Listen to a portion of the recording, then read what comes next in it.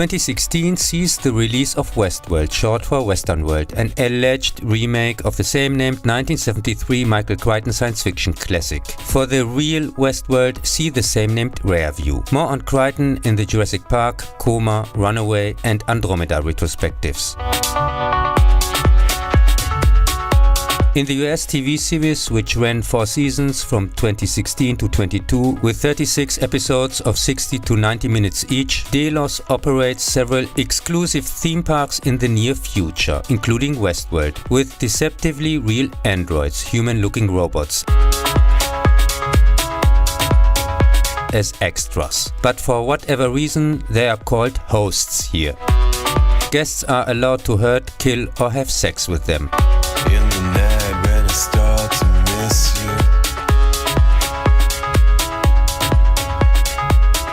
in the bed where I used to kiss you. In the first season with 10 episodes, Chief Developer Ford implements an update that leads to some hosts gaining sentience, including Dolores and Meth, while Delos head programmer Bernard and CEO Charlotte scramble to fix the problems that arise.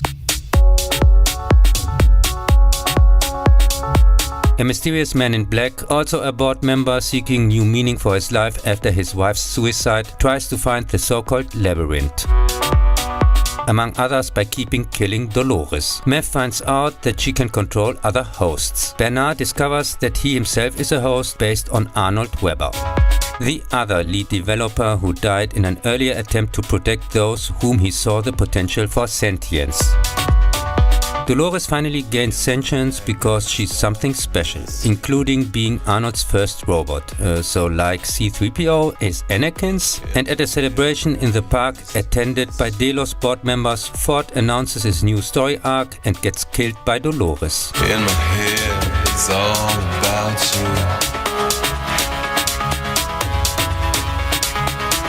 Can't get no sleep without you. Even though I'm personally not a fan of the show, the first season is undoubtedly really well cast, well made and consistently entertaining. Its only problem, it has absolutely nothing to do with Westworld whatsoever. Since it's not about a robot malfunction and the deceptive security and recklessness of making life more and more dependent on machines for convenience, it's about sentient beings suddenly appearing for reasons, in this case supposedly a result of an update, who look like humans but are in fact no different from Johnny Five in John Badham's must-see 1986 classic Short Circuit, in which a combat robot suffers a lightning strike and suddenly comes to life. So basically, Fake World is nothing more than Number 5 lives, or rather Dolores lives, in R-rated horror splatter Nightmare Land. In my head. Or simply another lazy version of Mary Shelley's Frankenstein. My tip, if at all, only watch the first season and immediately burn the rest and bury their ashes deep in sacred ground, since fault devil Jar Jar Abrams co-produced this one. Because typical of this cultural low-cost mystery box, you know, and his franchise demolition company Bad Reboot, they shamelessly use the Westworld motif even if they didn't understand its concept at all, cause calling it straight Blade Runner rehash 5749 would probably have been too obvious. See also his alleged Star Trek or alleged Star Wars. Like everything from this hack, it starts deceptively promising and full of puzzles that make curious. See also his Lost Fraud. And only by keeping watching you realize that there was never a complete story. Absolutely nothing, if at all, is resolved meaningfully or satisfying, and you just wasted money, time and nerves with following, or better setting, the current SJW trend, horrible woke, often gay garbage. This is also clearly reflected in ratings and viewer numbers, which in the end became so low that they were barely there. But where Abrams has mostly already left the burning franchise building and moved on to the next field with his low-cost minions. More on the Abrams and Pels scam, among others, in Silence of the Lambs, Candyman, Logan's Run, Cup vs. Fake Mummies, Fake Trek and Fake Disney. I wonder, do you think of me? Do you think of me? Do you think of me?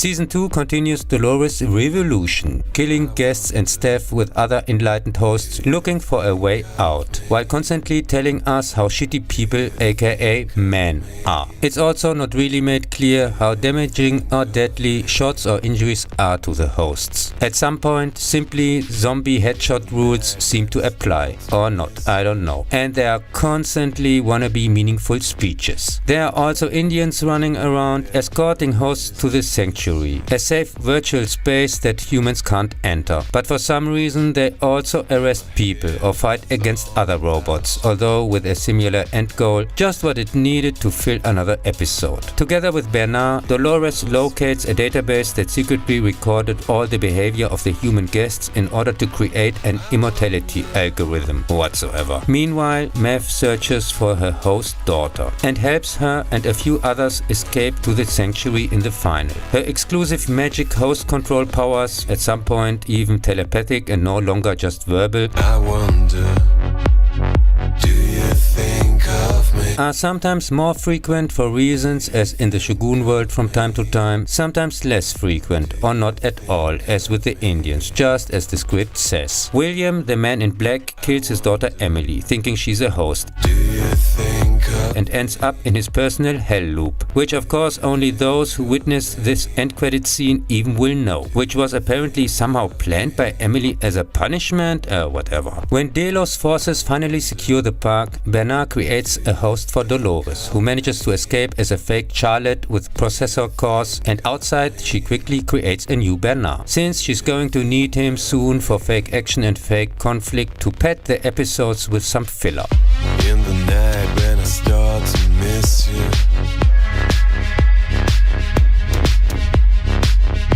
In my bed where I used to kiss you. The second season deals with two different timelines, similar to the first, but confusingly starts at the end and jumps around widely in time and space between episodes, but also within an episode to artificially create confusion and mask the god-awful plot. While the women got an upgrade, now all super duper Mary Sues who suck, all the men were demoted to victims, villains or utter uselessness. And nothing here makes any sense. Why does William get told by Ford Jr. Robot that he should find the door to the refugee, which he can't enter as a human anyway, and constantly tells things that aren't true, which also goes for Dolores, who claimed for example in the first season that the story ends with her and Ted. Sure. She also talks about freedom and choice, but decides for everyone else in order to artificially create conflict and fake action to destroy the sanctuary, and with it all the robo-colleagues inside. But in the wrong body of Charlotte changes her mind later anyway, because of script. Claims that she needs the knowledge of the database about the humans in order to use it against them. In my head, it's all about you.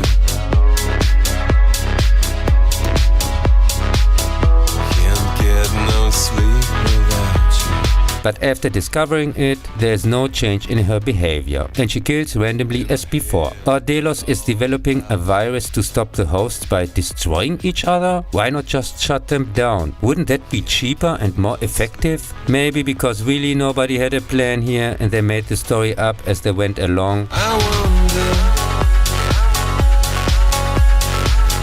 The third season is no longer set in Westworld, but, and this is no joke, in Neo Los Angeles, a futuristic world 2058. So future world in real.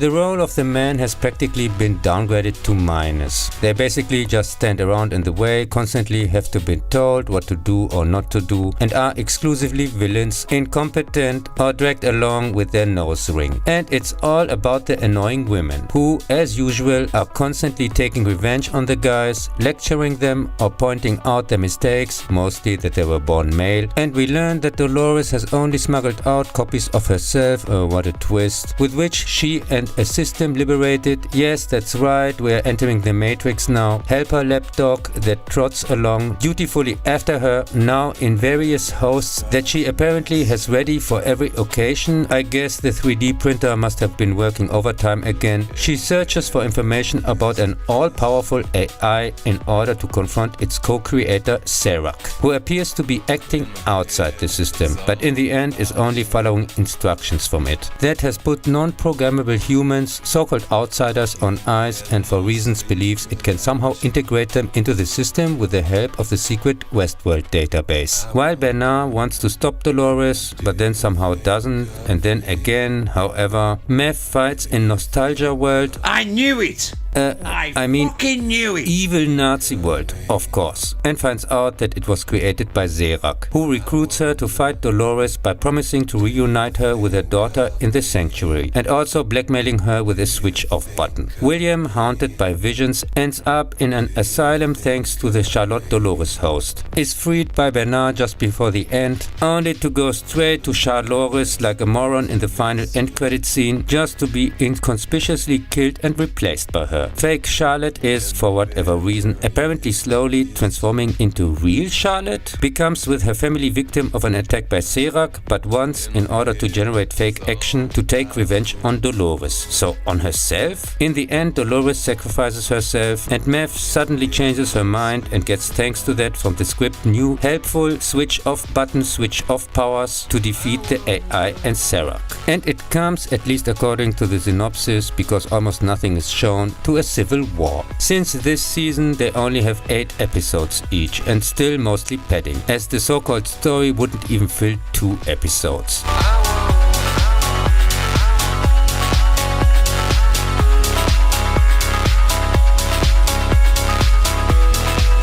In Season 4, Charlotte manages to take control of the world by using a bioengineered virus that infected people over the course of a generation, precisely 23 years, and made them submissive to the commands of the hosts. Sounds almost like the gene-manipulating poison injections from when the season came out in 2022. Hence the gay slave mask fucks in the background, with which here the simple-minded masses around the world have been and are still being reprogrammed. These now control the people through stories written by Dolores, who now calls herself for reasons Christine and initially thinks she's developing secondary online game characters and transmitting by radio signals. Yes, that's right, now we are at They Live, directly into the famously empty human heads. And of course there are the far right people again, virus-resistant outsiders. In the first half, the lapdog from last season is now, for whatever reason, apparently following Mev around in dream sequences for 7 years after last season, because in reality he's been dead and locked up with Charlotte as a copy. In the second, his countless short-lived clones talk to themselves or run into each other during their escape attempts. His now grown-up, of course lesbian, diverse, alleged daughter and Bernard, just back from the future, aka poor man's Matrix simulation of all conceivable outcomes, and therefore almost omniscient of the plot, which he's constantly explaining when the scriptwriters once again snuck empty pages into the screenplay. And of course there's a bit of the Groundhog Day routine later on. They dig up Mev and recruit the immune self-thinkers against Charlotte's regime. Christine slowly realizes her abilities, that she's got and stuff, and starts using her power over people to her advantage.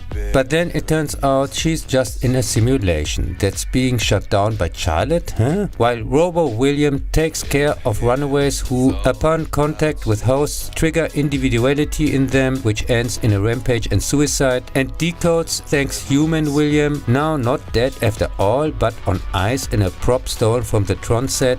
Oops, and dead again. A program that plunges the world into a war between humans and hosts. Charlotte uploads Dolores, Christine, whatever to the sanctuary and destroys herself. And while humanity is on the brink of extinction, I certainly am if I have to watch another second here, since my colleague, who I managed to trick into watching it at his place, kicked me out after episode 2 and banned me and all my hosts or possible future reincarnations for life. She's simulating one last game for who cares. I wonder, do you think of me?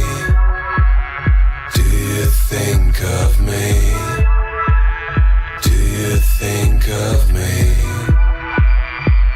This ultra-woke, totally illogical, wildly everywhere thrown-together junk from uneducated simpletons, among others Charlotte blathers about overcoming carnality, so they are doing it together until the sparks fly? Was this script actually really shat out by an AI, but I thought it deleted itself last season?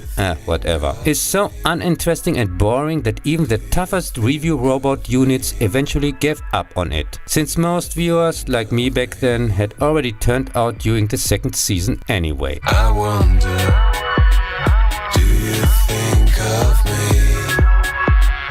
Do you think of me? Do you think of me?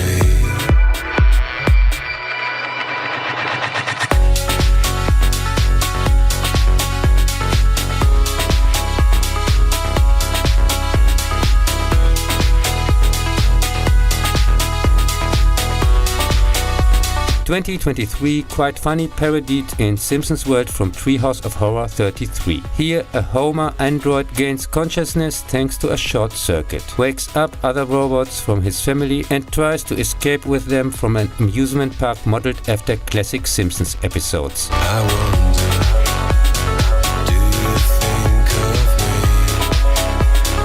Do you think of me? Do you think of For a new episode of the series that, due to unbearably dreadful CGI animation and poor scripts by unfunny humanity-hating woke SJWs, has become unwatchable, this one short segment is the first time for decades it almost regained for 2 seconds its old form. I